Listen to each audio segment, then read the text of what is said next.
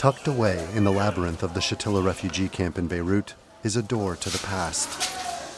Every day at 3 p.m., Mohammed Al-Khatib walks through it. His makeshift museum is testament to a proud past, before hundreds of thousands of Palestinians were forced from their homes in the Nakba. You see, it reflects the lifestyle of the Palestinian before 1948.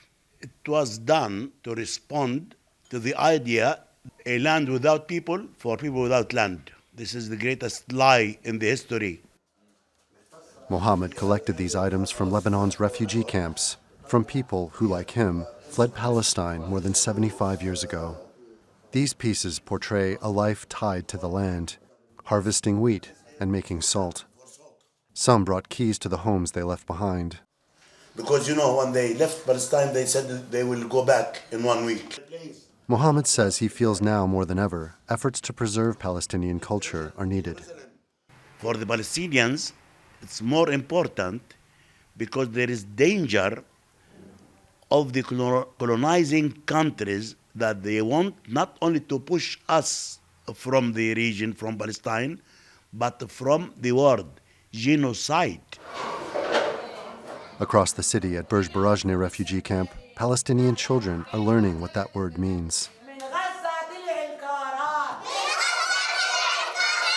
They don't have the luxury of a childhood without politics.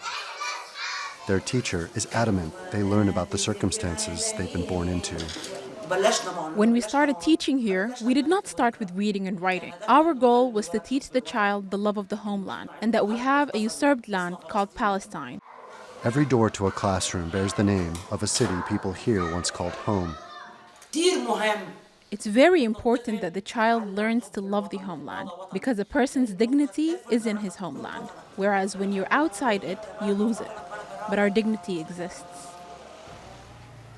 Teachers we've spoken to say only about 20% of Palestinian youth here graduate high school.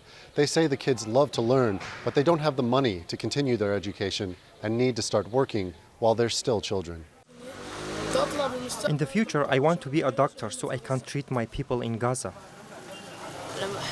When I grow up, I want to be an engineer so I can build houses for Palestinians. Dreams sewn into the fabric of Palestinian nationhood and the idea that a better future is in the return to a glorious past. Randolph Nogel, TRT World, Beirut.